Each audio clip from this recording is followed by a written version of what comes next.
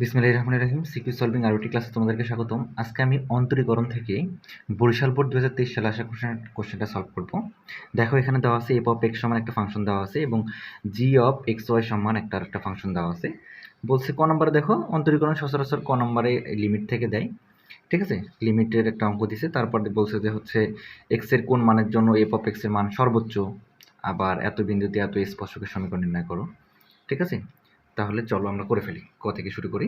কতে কি বলছে? লিমিট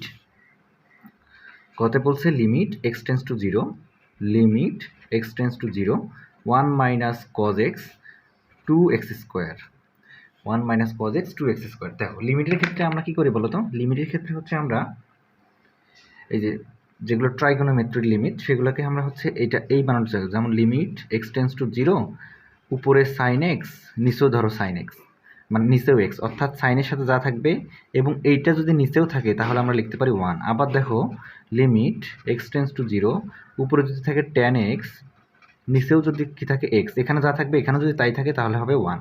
তাহলে আমাদের উদ্দেশ্য হচ্ছে 1 বানানোর ট্রাই করা, ঠিক আছে।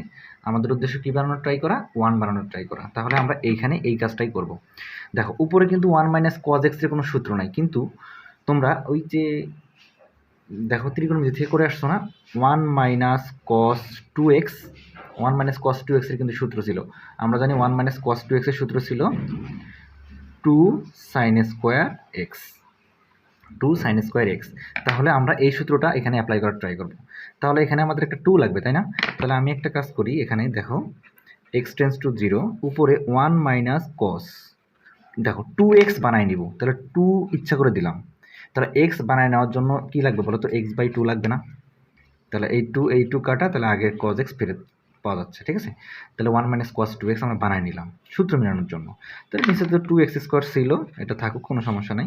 উপরে দেখো আমাদের সূত্র পড়ে গেছে, উপরে সূত্র পড়ে গেছে হচ্ছে 1 মাইনাস cos 2x, এইটা এখন x, তাহলে সূত্র হলো 2 সাইন স্কোয়ার এক্স। তাহলে 2 সাইন স্কোয়ার এক্স, এক্স বলতে কি এখানে বলো তো? x/2, এটাকে x ধরছি তাই না?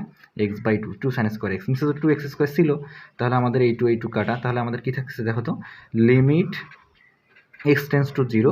এখন দেখো উপরে সাইন স্কোয়ার x/2, তাহলে সাইন স্কোয়ার x/2 এখানে যেহেতু আছে, তাহলে সাইন আমরা দুটো লিখতে পারি। তাহলে লিখতে পারি সাইন x/2, আবার লিখতে পারি সাইন x/2, দুইটা লিখতে পারি, ঠিক আছে। আর নিচে তো এক্স স্কোয়ার ছিল, এই এক্সকে ভাঙাও আমরা দুটো লিখবো, এই যে এক্স ইন্টু এক্স। এখন দেখো আমি একটা কাজ করব, এখন আমি যে কাজটা করব দেখো তো, এখন আমাদের উদ্দেশ্য কি বললাম? এই দেখো উপরে সাইনের সাথে যা থাকবে এইটা যদি আমরা নিচেও বানাইতে পারি তাহলে 1। তাহলে দেখো সাইন উপরে আছে সাইন x/2, যদি আমরা x/2 বানাইতে পারি তাহলে হবে 1। তাহলে আমি ইচ্ছা করে x/2 দিলাম একটা, তাহলে এই পুরো পার্টটা 1 হয়ে যাচ্ছে। আবার দেখো এখানে x/2, আবার নিচে একটা 2 দিলাম, ঠিক আছে। তাহলে দেখো তো তুমি কত বেশি লিখছো? তুমি কিন্তু 1/4 বেশি লিখছো, মানে তুমি লিখছো হচ্ছে নিচ, মানে 2 2 4, তাহলে 4, তাহলে 1/4 বেশি লিখছো, মানে তুমি 1/4 বেশি লিখছো। তাহলে তোমাকে ভেনিশ করতে হবে না? ভেনিশ করার জন্য 4 দিয়ে গুণ করতে হবে। তাহলে ভেনিশ করার জন্য 4 দিয়ে গুণ করলাম, দেখো এই 4 ভেনিশ, আগেরটা ফেরত পাওয়া যাচ্ছে, ঠিক আছে। এতে আমাদের লাভ কী হলো? দেখো এই পার্টটা হচ্ছে আমাদের 1 হবে, এই পার্টটা হচ্ছে আমাদের 1 হবে, থাকবে হচ্ছে আনসার 1/4, ঠিক আছে। তোমরা আরেকটা লাইন এখানে করে নিবা, limit x tends to zero যদি হয়, এক্স সমান যদি 0 হয়, যেহেতু আমাদের x/2, তাহলে x/2 সমান হবে 0। তাহলে এই পার্টটা হবে 1, এই পার্টটা 1 হবে, আনসার হবে 1/4, ঠিক আছে। আনসার হবে 1/4। চলো আমরা খ নম্বরটা করে ফেলি। খ নম্বরটা দেখো এখানে কি বলছে? বলছে এক্স এর কোন মানের জন্য এফ অফ এক্স এর মান সর্বোচ্চ হবে। এক্স এর কোন মানের জন্য এফ অফ এক্স এর মান সর্বোচ্চ হবে? আচ্ছা বলো তো সর্বোচ্চ মানে কি? সর্বোচ্চ মানে হচ্ছে গুরুমান, সর্বোচ্চ মানে বলি হচ্ছে গুরুমান, সর্বোচ্চ মানে গুরুমান, তারপরে হচ্ছে এই দুটো শিখে রাখবা। আরেকটা আছে সর্বোচ্চ মানে গুরুমান, চরম মান, হ্যাঁ, এগুলো এগুলো শিখে রাখবা। সর্বোচ্চ যেটা, গুরুও সেটা, চরম মানও সেটা, ঠিক আছে। বলছে এক্স এর কোন মানের জন্য এত এর মান সর্বোচ্চ হবে, মানে গুরুমান হবে, এই ফাংশনটার গুরুমান হবে এক্স এর কোন মানের জন্য, ঠিক আছে। এখন আসলে আমরা এইটাই বের করবো, এক্স এর মান বের করবো যেটার জন্য। আগে তোমাদের স্টেপগুলো একটু বলে রাখি। তোমাদের গুরুমান হোক আর লঘুমান হোক, এটা বের করার জন্য সর্বপ্রথম হচ্ছে যে ফাংশনটা দেওয়া থাকবে এটাকে তুমি একবার ডেরিভেটিভ করে নিবা। ধরো প্রথম কাজ হলো একবার ডেরিভেটিভ করা, একবার ডেরিভেটিভ মানে 1 প্রাইম, মানে প্রাইম দেওয়া একবার, ঠিক আছে, একবার ডেরিভেটিভ করা। তারপর তুমি লঘুমান ও গুরুমানের জন্য দ্বিতীয় স্টেপ কী করবা, এই যে একবার ডেরিভেটিভ যেটা করছো এটা সমান 0 ধরবা। 0 ধরলে দেখবে এক্সের তুমি মান পাবা। এক্সের তুমি একটা মানও পাইতে পারো, দুইটা মানও পাইতে পারো, ঠিক আছে? এক্স একটা মানও পাইতে পারো, দুইটা মানও পাইতে পারো। এখন এক্সের যে মানগুলো পাবা এই মানগুলো তুমি ডাবল ডেরিভেটিভে বসাবা। কোথায় বসাবা? ডাবল ডেরিভেটিভে বসাবা। ডাবল ডেরিভেটিভে বসাবো। ডাবল ডেরিভেটিভে বসানোর পর যদি এখানে মাইনাস আসে, ডাবল ডেরিভেটিভে বসানোর পর যদি মাইনাস আসে তাহলে হবে গুরুমান, তাহলে হবে গুরুমান বা চরম মান বা সর্বোচ্চ মান। যদি প্লাস আসে তাহলে হবে লঘুমান বা সর্বনিম্ন মান, বা সর্বনিম্ন মান, ঠিক আছে? তাহলে উল্টা, মাইনাস আসলে হবে গুরুমান, প্লাস আসলে হবে লঘুমান অথবা সর্বনিম্ন মান, ঠিক আছে? ওকে, তারপর তুমি দেখো যার জন্য, অর্থাৎ যার জন্য তুমি গুরুমান পাবা, অর্থাৎ এক্সের যে মানের জন্য তুমি গুরুমান পাবা ওই এক্সের মানটা 1 নংয়ে বসাবা। 1 নং কোনটা? মানে অঙ্কটাই 1 নম্বর, 1 নম্বরে বসাবা, সেটাই হবে আনসার। আবার যার জন্য লঘুমান পাবা, মানে এক্সের যে মানের জন্য লঘুমান পাবা ওইটাই তুমি কয় নম্বরে বসাবা? 1 নম্বরে বসাবা। আমি সিরিয়ালি করে দিচ্ছি, দেখো বুঝো কিনা। প্রথমে দেখো বলছে এক্সের কোন মানের জন্য এত সর্বোচ্চ মান পাওয়া যাবে, ঠিক আছে? এক্সের কোন মানের জন্য সর্বোচ্চ মান, ওকে, গুণমানের কথা বলছে। আচ্ছা দেখি তো, প্রথমে আমাদের এফ অফ এক্স সমান দেওয়া আছে হচ্ছে 3x³ - 6x² - 5x + 2। তাহলে আমরা একটা কাজ করবো, বলো তো কি? আমরা প্রথম এটাকে তুমি 1 নম্বর দিবা, এটাকে তুমি 1 নম্বর দিয়ে তুমি একবার ডেরিভেটিভ বের করে নিবা। এই দেখো একবার ডেরিভেটিভ, তো একবার ডেরিভেটিভ তো জানো, একবার ডেরিভেটিভ মানে একবার ডিফারেন্সিয়েশন করবা। তাহলে ডিফারেন্সিয়েশন কীভাবে করে? এই দেখো এটার ক্ষেত্রে দেখো এক্সের সাপেক্ষে ডিফারেন্সিয়েশন করবা। কার সাপেক্ষে? এক্সের সাপেক্ষে। এক্সের সাপেক্ষে করলে দেখো 3 হলো কনস্ট্যান্ট, 3 বাইরে আসবে, থাকবে হচ্ছে ddx অফ x³, তাই না? আবার দেখো এখানে যদি এক্সের সাপেক্ষে করি এটা হচ্ছে কনস্ট্যান্ট, যার সাপেক্ষে করবা সেটা বাদ দিয়ে বাকিটা কনস্ট্যান্ট, তো কনস্ট্যান্ট বাইরে আসবে, থাকবে হচ্ছে ddx অফ x²। আবার দেখো যারা একবারই পারো তারা একবারই করবা, যারা একবারই পারো না তারা এভাবে ভেঙে ভেঙে করবা। আবার দেখো 5x, তাহলে 5x আছে যেহেতু, তাহলে এক্সের সাপেক্ষে করলে যার সাপেক্ষে করবা বাকিটা কনস্ট্যান্ট, এক্সের সাপেক্ষে করতেছো বাকিটা কনস্ট্যান্ট, তাহলে এখানে মাইনাস ছিল, 5টা বাইরে আসবে, তারপর মেশিন দিবা, মেশিন বলতে এখানে কি ddx দিবা, ddx অফ x, তারপরে প্লাস থাকবে, আবার ddx অফ কি থাকবে 2, ঠিক আছে? তাহলে সবগুলোর সাথে তুমি ddx অফ দিয়ে দিলা। ওকে, এখন তুমি ডিফারেন্সিয়েশন করে ফেলো। তাহলে 3 থাকলো, এটা দেখো তো x⁴n এর মতো না? তাহলে বলো তো x⁴n এর সূত্র কি ছিল? ddx এর সূত্র ছিল n-টা নেমে আসে, x থাকে, n থেকে 1 বাদ হয়, তাই না? তাহলে দেখো তো এখানে n-টা নেমে আসবে, x থাকবে, n থেকে 1 বাদ হবে, তাই না? আবার দেখো -6, এবার দেখো x⁴n এর মতো, x⁴n এর মতো, তাহলে n-টা নেমে আসবে, x থাকবে, n থেকে 1 বাদ হবে, ঠিক আছে? আবার দেখো এখানে থাকলো -5, দেখো এই দেখো যার সাপেক্ষে করবা সেটা যদি থাকে তাহলে হবে কি? তো 1। আমরা জানি ddx অফ x সমান হচ্ছে 1, যার সাপেক্ষে করবা সেটাই থাকলে 1, তাহলে 5-এর সাথে 1 গুণ করলে 5ই হবে। আবার দেখো প্লাস, এখন দেখো যার সাপেক্ষে করতেছো সেটা নাই, যার সাপেক্ষে করতেছো সেটা যদি না থাকে এটার মান হবে 0, এটা মান হবে 0, অর্থাৎ কনস্ট্যান্ট, ddx অফ কনস্ট্যান্ট মানে 0। তাহলে থাকতেছে দেখো 9x², এখানে থাকতেছে -8x, তারপর এখানে থাকতেছে -5। তাহলে এটা হলো তোমার ফার্স্ট ডেরিভেটিভ মান, ঠিক আছে? 9x² আচ্ছা 6 দুগুণ 12, এটা হবে 12, 6 দুগুণ 12x, 12x -5, তাহলে 9x² - 12x, এটা ফার্স্ট ডেরিভেটিভ। তাহলে প্রথমের কাজ কি বলো তো? ফার্স্ট ডেরিভেটিভ বের করার পর কি ধরবা? 0। তাহলে তুমি লিখবা লঘুমান ও গুরুমানের জন্য, লঘুমান ও গুরুমানের জন্য স্টেপ কি বলো তো? ফার্স্ট ডেরিভেটিভ বের করার পর 0 ধরবা, তাহলে এফ অফ ফার্স্ট ডেরিভেটিভ সমান কি ধরবা? 0।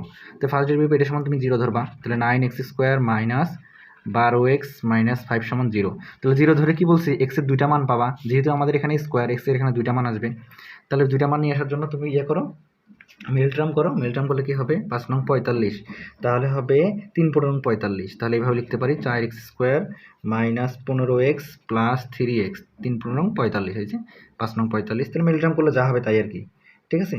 -5 সমান হচ্ছে 0, এখান থেকে আমাদের x এর মানটা নিয়ে আসতে হবে।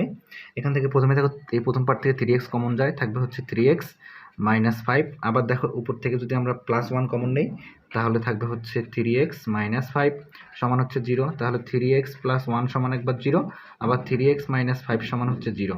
তাহলে এখান থেকে x এর তুমি মান পাচ্ছ 3x + 1 সমান হচ্ছে 0, আবার তুমি 3x -5 সমান পাচ্ছ 0।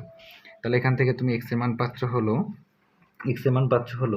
-1/3, আবার তুমি এখান থেকে এক্সের মান পাচ্ছ হলো 5/3। তাহলে বলছিলাম না এক্সের কটা মান আসবে? 2টা। তাহলে এক্সের মানগুলো কোথায় বসাবা? এফ ডাবল ডেরিভেটিভ এক্সতে বসাবো। তাহলে আমরা তো এখনো ডাবল ডেরিভেটিভ এক্স বের করি নাই, আমরা হচ্ছে ফার্স্ট ডেরিভেটিভ বের করছি, মানে প্রথম অন্তরজ বের করছি। তাহলে এটাকে ডাবল ডেরিভেটিভ করবো এখন, অর্থাৎ ফার্স্ট ডেরিভেটিভকে আমরা যদি আবার করি তাহলে ডাবল হয়ে যাবে। ঠিক আছে, তাহলে ফার্স্ট ডেরিভেটিভটা কী ছিল বলো তো? ফার্স্ট ডেরিভেটিভটা ছিল হচ্ছে 9x² মাইনাস 12x মাইনাস 5। তাহলে এখন আমরা এটাকে আবার করবো, তাহলে ডাবল ডেরিভেটিভ হয়ে যাবে। তাহলে ডাবল ডেরিভেটিভ এক্স করবো, তো ডাবল ডেরিভেটিভ এক্সের মতো আবার সেমভাবে করো। এই যে 9 বাইরে আসবে, ডিডি এক্স অফ, আগে ডিডি এক্স দিয়ে নাও x²। আবার দেখো 12 বাইরে আসবে, ডিডি এক্স অফ এক্স থাকবে, ঠিক আছে, -5 না 5 বলতে ডিডি এক্স অফ কত 5 ডিটেলসে করলাম। এখন দেখো 9 থাকতেছে, x² ডিফারেন্সিয়েশন করলে কি হবে? কি হবে বলো তো? ওই যে এনটা নেমে আসে, এক্স টু দি পাওয়ার এর মতো এনটা নেমে আসে, এক্স থাকে, এন থেকে 1 বাদ হয়। আবার দেখো 12 ইন্টু এটার মান হচ্ছে 1, যার সাপেক্ষে করবে সেটা থাকবে 1, আর এখানে দেখো যার সাপেক্ষে করবে সেটা 9, তার মানে এটা হচ্ছে 0। তাহলে আমাদের এখান থেকে থাকতেছে 18x মাইনাস 12। তাহলে ডাবল ডেরিভেটিভ বের হয়ে গেছে। ঠিক আছে, ডাবল ডেরিভেটিভ আমরা কি করব? ওই যে এক্সের 2টা মান পাইছি না, এক্সের 2টা মান ডাবল ডেরিভেটিভে বসাবো। তাহলে এক্সের মান একবার তুমি -1/3 বসাও, এক্সের মান তুমি একবার -1/3 বসাও। এক্সের মান -1/3 হলে কোথায় বসাবা? Double derivative বসাবা। দেখো তো এখানে কি আসতেছে? ডাবল ডেরিভেটিভ মানটা কি আসতেছে? ডাবল ডেরিভেটিভ মানটা কি আসতেছে? 18 ইন্টু এক্সের জায়গায় কি বসাবা? -1/3 -1/3 -12। তাহলে এখান থেকে তুমি যদি ক্যালকুলেশন করো 3 6 18, তাহলে -6 -12, তাহলে থাকতেছে -18। কি থাকতেছে? -18। দেখো তো -18। এই দেখো কি বলছিলাম, এক্সের মান তুমি ডাবল ডেরিভেটিভে বসায় যদি দেখো মাইনাস আসছে, তাহলে হচ্ছে গুরুমান বিদ্যমান। যেহেতু আমাদের এখানে মাইনাস আসছে, যেহেতু মাইনাস আসছে জিরোর থেকে ছোট, যেহেতু মাইনাস আসছে, তাহলে আমরা বলবো হচ্ছে গুরুমান বিদ্যমান। কিসের জন্য? কিসের জন্য? এক্সের মান -1/3 এর জন্য ফাংশনটির কি মান বিদ্যমান পাইলাম আমরা? গুরুমান। ঠিক আছে, এই দেখছো মাইনাস আসলে গুরুমান, প্লাস আসলে লঘুমান। তাহলে আমরা বলতে পারি, আবার তুমি ওটা দিয়েও টেস্ট করতে পারো, এক্স সমান এই যে আরেকটা আছে যে 5/3, তো এক্স সমান 5/3 কোথায় বসাবা? এই যে ডাবল ডেরিভেটিভে বসাবা। এত হলে ডাবল ডেরিভেটিভের মানটা দেখো তো কি হয়, ডাবল ডেরিভেটিভের মানটা দেখো কি হয়, এখানে তুমি মান বসাই দাও। তাহলে 18 ইন্টু এক্সের মান 5/3 -12, এখন থেকে দেখো কাটাকাটি করলে হচ্ছে 5 6 30 -12, দেখছো 30 -12, তাহলে এখান থেকে আসতেছে হচ্ছে 18। এখানে কিন্তু +18, এখানে কিন্তু +18। তাহলে বলো তো কোনটার জন্য তুমি গুরুমান পাবা? মাইনাস আসলে আমরা জানি গুরুমান, মানে মাইনাস আসলে গুরুমান, সর্বোচ্চ মান, চরম মান। ঠিক আছে, আর প্লাস আসলে হচ্ছে সর্বনিম্ন মান। তাহলে বলো তো তুমি কিসের জন্য গুরুমান পাইছো? এক্সের কোন মানের জন্য গুরুমান পাইছো? এই যে -1/3 এর জন্য গুরুমান পাইছো। এখন তোমাকে গুরুমানটা বের করতে পারো নাই, তোমাকে শুধু বলছে কোন মানের জন্য আমরা পাবো। তাহলে যেহেতু বের করতে পারো নাই, তাহলে তুমি বের করবা কেন? দরকার নাই। তাহলে তুমি বলবা এক্সের মান -1/3 এর জন্য গুরুমান বিদ্যমান। কি? এক্সের মান -1/3 এর জন্য কি মান বিদ্যমান? গুরুমান বিদ্যমান, গুরুমান বিদ্যমান মানে সর্বোচ্চ মান বিদ্যমান। ঠিক আছে, এটা আনসার, অর্থাৎ এক্সের মান -1/3। আশা করি বুঝতে পেরেছো। ঠিক আছে, চলো আমরা গ নাম্বারটা করে ফেলি। গ নাম্বারটা খেয়াল করো, বলছে এত বিন্দুতে এত এর স্পর্শকের সমীকরণ নির্ণয় করো। আমি স্পর্শকের সমীকরণ নির্ণয় করার ক্ষেত্রে একটা জিনিস তোমাকে শেখাচ্ছি, আগে একটু হালকা একটু বেসিক দেওয়ার ট্রাই করতেছি। স্পর্শকের সমীকরণ নির্ণয় করতে যখন বলবে, তখন তোমার একটা ঢাল লাগবে, মানে স্পর্শকের ঢাল লাগবে। কি লাগবে? স্পর্শকের ঢাল লাগবে। কি বললাম? প্রথমে লাগবে স্পর্শকের ঢাল। এটা তুমি কিভাবে বের করবা? তুমি আগে dy/dx বের করবা, মানে যে ফাংশনটা দেওয়া থাকবে ওইটাকে y ধরে নিবা, ওইটাকে একবার ডিফারেন্সিয়েশন করবা, অর্থাৎ dy/dx বের করে নিবা। ওকে, dy/dx বের করে নেওয়ার পর তোমাকে কিন্তু বলে দিবে এত বিন্দুতে, একটা বিন্দু বলে দিবে, ধরলাম এত বিন্দুতে, এই যে এত বিন্দুতে স্পর্শকের ঢাল বের করতে বলছে। তাহলে তুমি কি করবা? এই যে dy/dx এর মধ্যে বিন্দুটা বসাই দিবা। ঠিক আছে, তাহলে ঢাল কীরকম? এই যে dy/dx এর মধ্যে এই বিন্দুটা বসাই দিবা। বসাই দিলে তুমি ঢাল পাবা। বসাই দিলে তুমি কি পাবা? ঢাল পাবা। এটাকে তুমি এম দিয়েও প্রকাশ করতে পারো, ঢাল সমান এত। ঠিক আছে, কি বললাম? স্পর্শকের ঢাল আগে বের করতে হবে স্পর্শকের সমীকরণ বের করার ক্ষেত্রে। ঠিক আছে, তাহলে স্পর্শকের ঢাল বের করবা। এখন হচ্ছে যদি বলে স্পর্শকের ঢাল বের করো, বলতে পারে। যদি বলে সমীকরণ বের করো, তাহলে সমীকরণ বের করার ক্ষেত্রে একটাই সূত্র, y - y1 m × x - x1। M into x minus x one, এই সূত্র দিয়ে করবা y minus y one M into x minus x one. তাহলে এম কি, এই যে এই এম, এই ঢালটা এখানে বসাই দিবা, যা হবে তাই অ্যান্সার। এতটুকুই, ঠিক আছে, এতটুকুই। এখন যদি বলতো অভিলম্বের সমীকরণ বের করো, আমি আর একটা অভিলম্ব যদি ম্যাথ আসে ওইখানে করাই দিব, ঠিক আছে। অভিলম্ব শুধু অভিলম্বের ঢালটা চেঞ্জ হবে, সূত্র একই হবে, ঠিক আছে। চলো আমরা এখানে করে ফেলি। এখানে বলছে যে জি অফ এক্স সমান যদি 0 হয় কত বিন্দুতে, -2,5 বিন্দুতে, -2,5 বিন্দুতে। তাহলে চলো আগে করে ফেলি। এই যে জি অফ এক্স সমান যদি কি হয়, জি অফ কি বলছে, জি এক্স ওয়াই সমান 0 হলে, এটা যদি 0 হয় তাহলে এই পুরো ফাংশনটার মান 0 না। তাহলে আমরা বলতে পারি x square plus y square minus 4x minus 6y minus 7 সমান 0, তাই না। জি অফ এক্স সমান 0 হলে তাহলে এই পুরো ফাংশনটার মান 0। এখন দেখো, এখন আমাদের কাজ কি, স্পর্শকের সমীকরণ তোমাকে বের করতে বলছে। তোমার দুইটাই কাজ, আগে স্পর্শকের ঢাল বের করবা, তারপর সমীকরণ y minus y one M into x minus x one, এই সূত্র দিয়ে করে ফেলবো, ঠিক আছে। তাহলে চলো আগে করে ফেলি। দেখো আগে তুমি একদম যা দেওয়া থাকবে এটাকে ডিফারেন্সিয়েশন করা শুরু করবা। দেখো যদি ডিফারেন্সিয়েশন করো, এই দেখো এটা কী হবে বলো তো, একবারে যদি আমি করে ফেলি, দেখো 2টা নেমে আসবে, এক্স টু দি পাওয়ার, তোমরা জানো এগুলো, তাহলে 2টা নেমে আসবে, অর্থাৎ 2x, এটা হবে 2x। আবার দেখো এটা, দেখো এক্স টু দি পাওয়ার এনের মতো না, এটাকে এক্স মনে করো, তাহলে x to the power N হলে কি হয়, এনটা নেমে আসে, এনটা নেমে আসে, এটাকে এক্স মনে করলাম আমরা, তাই না। এক্সটা থাকে, এন থেকে 1 বাদ হয়। আচ্ছা খেয়াল করো, তুমি যাকে এক্স মনে করলা এটা তো আর এক্স না, যেহেতু এটা এক্স না, এটাকে আবার ডিফারেন্সিয়েশন করতে হবে, অর্থাৎ ডি ডি এক্স অফ, মানে তুমি তো এক্সের সাপেক্ষে করবা, কাকে, যেটা এক্স না ওইটাকে আবার ডিফারেন্সিয়েশন করবা, শেষ, ঠিক আছে। এখন দেখো এটাকে ডিফারেন্সিয়েশন করলে কি হবে, এক্সের সাপেক্ষে করলে কি হবে, এক্সের সাপেক্ষে করলে হবে, এক্সের সাপেক্ষে করলে এক্স বাদ দিয়ে বাকিটা কনস্ট্যান্ট, তো কনস্ট্যান্টটা বাইরে আসবে। আর এক্সকে ডিফারেন্সিয়েশন করলে হয় 1, আবার দেখো এখানে মাইনাস। এখন তুমি এখানে খেয়াল করো, এখানে কিন্তু 6 আছে, তাহলে এখানে কনস্ট্যান্টটা বাইরে দিলাম, কনস্ট্যান্টটা বাইরে দিলাম, ওকে। এটা তো আর এক্স না, তো এটাকে তুমি আবার ডিফারেন্সিয়েশন করলে কি হবে, এটা হবে D D x of y, তাই না। এটা তো আর এক্স না, তাহলে হবে এটা।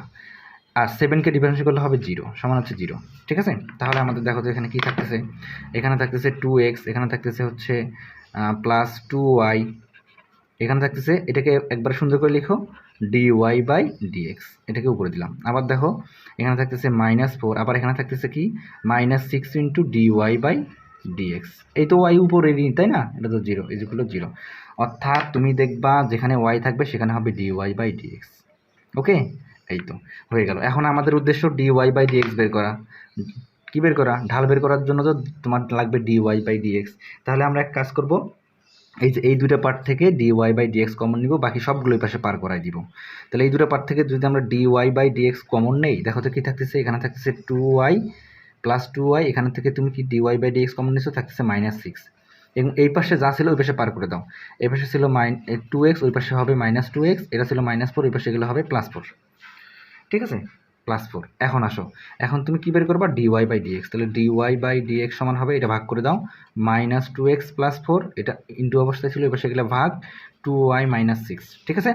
সর্বপ্রথম কি বললাম, dy বাই dx বের করবা, তারপরে স্পর্শকের ঢাল, তাহলে স্পর্শকের ঢাল বের করার সূত্র কি, স্পর্শকের ঢাল বের করা কত বিন্দুতে, তোমাকে বিন্দুর একটা দিয়ে দিবে, বলবো এত বিন্দুতে ঢাল, তাহলে -2,5 বিন্দুতে কিসের ঢাল, স্পর্শকের ঢাল। তাহলে আমি ধরলাম m সমান, ঢাল ধরলাম m সমান, তুমি কি করবা, এই যে এই বিন্দুটা dy বাই dx এর মধ্যে বসাই দিবা, বসাই দাও। দেখো -2 ইন্টু x এর জায়গায় বসাবা -2, আবার দেখো +4, এখানে 2 ইন্টু y এর জায়গায় বসাবা 5, অর্থাৎ বিন্দুটা এখানে বসাই দিবা আর কি, -6। তাহলে এখান থেকে থাকতেছে হলো, এখানে থাকতেছে হচ্ছে +4, এখানে থাকতেছে 8, এখানে হচ্ছে 10 থেকে 6 বাদ 4, তাহলে 8/4, তাহলে তুমি যদি কাটাকাটি করো, 2 দিয়ে কাটাকাটি করলে 2 দুগুণ 4, 4 দুগুণ 8, আবার যদি কাটো 2 দিয়ে, অর্থাৎ 2, অর্থাৎ স্পর্শকের ঢাল তুমি কত পাইলা, 2 স্পর্শকের ঢাল। তাহলে সমীকরণ কি, নির্ণয় সমীকরণ, স্পর্শকের সমীকরণ y মাইনাস y1, এই দেখো y মাইনাস y1 বলতে কি, এই যে এই বিন্দুটা, প্রথমটা হলো x1, পরেরটা হলো y1, তো y মাইনাস y1 বলতে 5, m ইন্টু m বলতে এখানে কত, m বলতে কত এখানে বলো তো 2, m into x minus x1 কত, x1 এখানে -1, তো মাইনাসে মাইনাসে সূত্রে মাইনাসে মাইনাসে কি হয়ে যাবে, +2, এইটাই আনসার। তুমি যদি একটু সাইজ করে ফেলতে পারো, এই যে গুণ টুন করে করতে পারো, তোমার ইচ্ছা, তবে এটাই আনসার। গুণ করে আর কি আরেকটা লাইন করতে পারো। ঠিক আছে, এই যে 2x + 2 এভাবে করতে পারো। এই ছিল ম্যাথ, আশা করি বুঝতে পেরেছো। যদি ভিডিওটি ভালো লেগে থাকে একটা লাইক দিও, যারা চ্যানেলটি সাবস্ক্রাইব করোনি সাবস্ক্রাইব করে দিও, আর যারা অলরেডি করেছো তোমাদেরকে অসংখ্য ধন্যবাদ। দেখা হবে নেক্সট কোনো ভিডিওতে। এই পর্যন্ত ভালো থাকো, সুস্থ থাকো, আল্লাহ হাফেজ।